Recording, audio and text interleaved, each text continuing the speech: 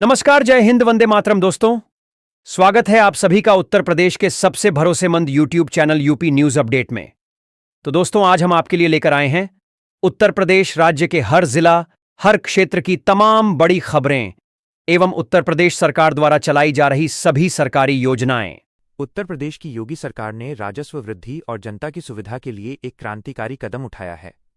अब प्रदेश के बड़े महानगरों जैसे लखनऊ, कानपुर, गाजियाबाद, गौतम बुद्ध नगर, नोएडा, वाराणसी, प्रयागराज, आगरा और मेरठ में रजिस्ट्री दफ्तर रविवार को भी खुले रहेंगे। अक्सर देखा जाता था कि सरकारी और निजी क्षेत्र में काम करने वाले कर्मचारी सप्ताह के दिनों में रजिस्ट्री कराने के लिए समय नहीं निकाल पाते थे, जिससे उन्हें ऑफिस से छुट्टी लेनी पड़ती थी या काम अटक जाता था। सरकार ने इस समस्या का समाधान करते हुए रोटेशन प्रणाली लागू की है। अब इन जिलों में जहां एक से अधिक सब रजिस्ट्रार ऑफिस हैं, वहां रविवार को भी बारी बारी से दफ्तर खुलेंगे। इसके अलावा काम के बढ़ते दबाव को देखते हुए कुछ विशेष केंद्रों पर समय सीमा बढ़ाकर रात 8 बजे तक कर दी गई है। इससे न केवल आम आदमी को बड़ी राहत मिलेगी, बल्कि जमीन और संपत्तियों की खरीद फरोख्त में तेजी आएगी, जिससे राज्य के खजाने में भी बढ़ोतरी होगी। 19 अप्रैल से ये व्यवस्था पूरी तरह जमीन पर दिखाई देगी और इसके लिए अधिकारियों को विशेष रोस्टर तैयार करने के निर्देश दिए जा चुके हैं। अगली खबर है कि उत्तर प्रदेश सरकार ने राज्य के असंगठित क्षेत्र में कार्यरत लाखों मजदूरों और श्रमिकों के जीवन स्तर को ऊंचा उठाने के उद्देश्य से न्यूनतम मजदूरी की दरों में संशोधन किया है। मुख्यमंत्री योगी आदित्यनाथ ने श्रम विभाग के उस प्रस्ताव को मंजूरी दे दी है जिसमें बढ़ती महंगाई को आधार बनाकर मानदेय बढ़ाने की सिफारिश की गई थी। नए नियमों के अनुसार अब अकुशल श्रमिकों को प्रतिदिन कम से कम 328 रुपये की मजदूरी मिलेगी। यह नियम निजी कारखानों, निर्माण कार्यों और कृषि क्षेत्र में लगे मजदूरों पर समान रूप से लागू होगा। सरकार का मानना है कि श्रमिकों की क्रय शक्ति बढ़ने से ग्रामीण अर्थव्यवस्था को मजबूती मिलेगी। श्रम विभाग को सख्त निर्देश दिए गए हैं कि वो सुनिश्चित करें कि कोई भी ठेकेदार या नियोक्ता सरकार द्वारा तय की गई दर से कम भुगतान न करे। यदि कहीं भी नियमों का उल्लंघन पाया जाता है तो संबंधित व्यक्ति या संस्था पर भारी जुर्माना और कानूनी कार्रवाई की जाएगी। श्रमिक संगठनों ने इस फैसले को ऐतिहासिक बताते हुए कहा है कि इससे यूपी के मजदूरों का पलायन रुकेगा और उन्हें अपने ही राज्य में सम्मानजनक पारिश्रमिक प्राप्त हो सकेगा। अगली खबर है कि उत्तर प्रदेश की राजधानी में स्वास्थ्य सुविधाओं को एक नई दिशा देने के लिए राज्य के पहले institute of Ayush medical sciences and hospital की नींव मजबूत कर दी गई है।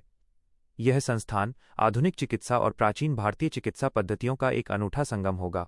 इस विशाल अस्पताल में 400 से अधिक बेड की व्यवस्था होगी, जहां मरीजों का इलाज आयुर्वेद, यूनानी, सिद्धा और होम्योपैथी के माध्यम से किया जाएगा। वर्तमान में लोग एलोपैथी के साथ साथ प्राकृतिक उपचार की ओर भी बढ़ रहे हैं, जिसे देखते हुए सरकार ने इस प्रोजेक्ट को प्राथमिकता दी है। इस संस्थान की खास बात यह होगी कि यहाँ न केवल मरीजों का सस्ता इलाज होगा, बल्कि ये शोध रिसर्च का भी एक बड़ा केंद्र बनेगा। यहाँ एक अत्याधुनिक लैब और रिसर्च विंग बनाई जाएगी, जहाँ जड़ी बूटियों और पारंपरिक दवाओं पर वैज्ञानिक शोध किए जाएंगे। इसके साथ ही आयुष के विभिन्न विषयों में स्नातक और स्नातकोत्तर स्तर की पढ़ाई भी शुरू की जाएगी, जिससे राज्य को कुशल आयुष डॉक्टर मिल सकेंगे। ये प्रोजेक्ट उत्तर प्रदेश को मेडिकल टूरिज्म के वैश्विक मानचित्र पर स्थापित करने में बड़ी भूमिका निभाएगा। अगली खबर है कि आज 18 अप्रैल को उत्तर प्रदेश के पश्चिमी इलाकों, विशेषकर मेरठ, गाजियाबाद, हापुड़ और बागपत में मौसम ने अचानक करवट ली। सुबह से ही आसमान में बादलों का डेरा था और दोपहर होते होते तेज हवाओं के साथ झमाझम बारिश शुरू हो गई। इस बारिश ने पिछले एक हफ्ते से पड़ रही चिलचिलाती गर्मी और लू से लोगों को काफी राहत दी है और तापमान में 4 से 6 डिग्री सेल्सियस की गिरावट दर्ज की गई है। शहरवासियों के लिए तो ये मौसम सुहावना रहा, लेकिन अन्नदाताओं के लिए ये कुदरत की मार बनकर आया है। वर्तमान में खेतों में गेहूं की कटाई का काम अंतिम चरण में है और मंडियों में भी फसल खुले में पड़ी है। बेमौसम बारिश और ओलावृष्टि की संभावना ने किसानों की नींद उड़ा दी है। फसल भीगने से गेहूं की चमक कम होने और दाने काले पड़ने का खतरा है, जिससे उन्हें बाजार में उचित मूल्य नहीं मिल पाएगा। मौसम विभाग ने चेतावनी जारी की है कि अगले 48 घंटों तक हिमालयी क्षेत्रों में सक्रिय पश्चिमी विक्षोभ के कारण उत्तर प्रदेश के अन्य तराई क्षेत्रों में भी धूल भरी आंधी और हल्की बारिश हो सकती है। प्रशासन ने किसानों को कटी हुई फसल सुरक्षित स्थानों पर रखने की सलाह दी है। अगली खबर है कि उत्तर प्रदेश माध्यमिक शिक्षा परिषद यूपी बोर्ड ने राज्य में संस्कृत शिक्षा को बढ़ावा देने और परीक्षाओं की शुचिता बनाए रखने के लिए एक महत्वपूर्ण नीतिगत निर्णय लिया है। बोर्ड सचिव ने सभी जिला विद्यालय निरीक्षकों को पत्र भेजकर सूचित किया है कि अब संस्कृत प्री बोर्ड परीक्षाओं का आयोजन पूरी तरह से नए मानकों के तहत होगा। स्कूलों को अब केवल परीक्षा आयोजित ही नहीं करनी होगी, बल्कि प्रत्येक छात्र के प्राप्तांकों और उनकी उपस्थिति का पूरा विवरण बोर्ड के आधिकारिक डिजिटल पोर्टल पर अपलोड करना अनिवार्य होगा। अक्सर देखा जाता था कि प्री बोर्ड परीक्षाओं को स्कूल स्तर पर उतनी गंभीरता से नहीं लिया जाता था, लेकिन अब इनकी मॉनिटरिंग सीधे मुख्यालय से होगी। इस पहल का उद्देश्य छात्रों में संस्कृत विषय के प्रति रुचि पैदा करना और उन्हें मुख्य बोर्ड परीक्षाओं के लिए मानसिक रूप से तैयार करना है। इसके साथ ही बोर्ड ने संस्कृत विद्यालयों के बुनियादी ढांचे को सुधारने के लिए भी एक विशेष ग्रांट की घोषणा की है। सरकार चाहती है कि देववाणी संस्कृत को आधुनिक शिक्षा पद्धति से जोड़कर युवाओं के लिए रोजगार के नए अवसर सृजित किए जाएं। अगली खबर है कि लखनऊ के सबसे पॉश और व्यावसायिक इलाके गोमती नगर में बढ़ती ट्रैफिक समस्या और पार्किंग की कमी को दूर करने के लिए जिला प्रशासन ने एक बड़ा मास्टर प्लान तैयार किया है। विवेक खंड इलाके में एक नई मल्टी लेवल पार्किंग बनाने के लिए जमीन को अंतिम रूप दे दिया गया है। गोमती नगर का यह हिस्सा अस्पतालों, मॉल और बड़े ऑफिसों के कारण हमेशा वाहनों से भरा रहता है, जिससे सड़कों पर घंटों जाम की स्थिति बनी रहती है। वर्तमान पार्किंग स्थल क्षमता से अधिक भर चुके हैं, जिसके कारण लोग सड़कों के किनारे वाहन खड़े करने को मजबूर हैं। प्रस्तावित पार्किंग प्रोजेक्ट के तहत करीब 504 पहिया और 302 पहिया वाहनों को पार्क करने की क्षमता होगी। इसमें अत्याधुनिक लिफ्ट सिस्टम और डिजिटल पेमेंट की सुविधा भी दी जाएगी।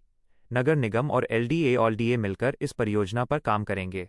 अधिकारियों का कहना है कि इस पार्किंग के शुरू होने से न केवल ट्रैफिक सुगम होगा, बल्कि सड़कों पर अवैध रूप से खड़े वाहनों के कारण होने वाली दुर्घटनाओं में भी कमी आएगी। इस प्रोजेक्ट का निर्माण कार्य अगले 2 महीनों में शुरू होने की उम्मीद है। अगली खबर है कि जनपद औरैया से आज एक खौफनाक खबर आई, जहां शहर के मुख्य कानपुर रोड पर स्थित एक प्रतिष्ठित गोल्ड लोन प्रदाता कंपनी के कार्यालय में दोपहर के समय भीषण आग लग गई। चश्मदीदों के मुताबिक दफ्तर के ऊपरी हिस्से से अचानक काला धुआं निकलने लगा और देखते ही देखते लपटों ने पूरे फ्लोर को अपनी चपेट में ले लिया। आग लगने के समय दफ्तर में करीब 10 कर्मचारी और कुछ ग्राहक मौजूद थे, जिन्होंने खिड़कियों और पिछले दरवाजे से कूदकर अपनी जान बचाई। घटना के बाद पूरे इलाके में दहशत का माहौल व्याप्त हो गया। फायर ब्रिगेड की 4 गाड़ियों ने करीब 3 घंटे की कड़ी मशक्कत के बाद आग पर पूरी तरह काबू पाया।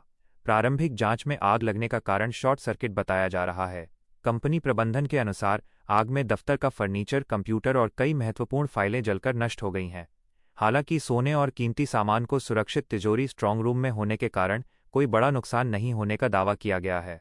पुलिस ने घटनास्थल को सील कर दिया है और फोरेंसिक टीम आग के सही कारणों का पता लगाने में जुटी है। अगली खबर है कि सीतापुर जिले के खूबपुर गांव से एक हृदय विदारक घटना सामने आई है, जहां पुलिस भर्ती की तैयारी कर रहे 22 वर्षीय एक युवक ने अपने कमरे में फांसी लगाकर आत्महत्या कर ली।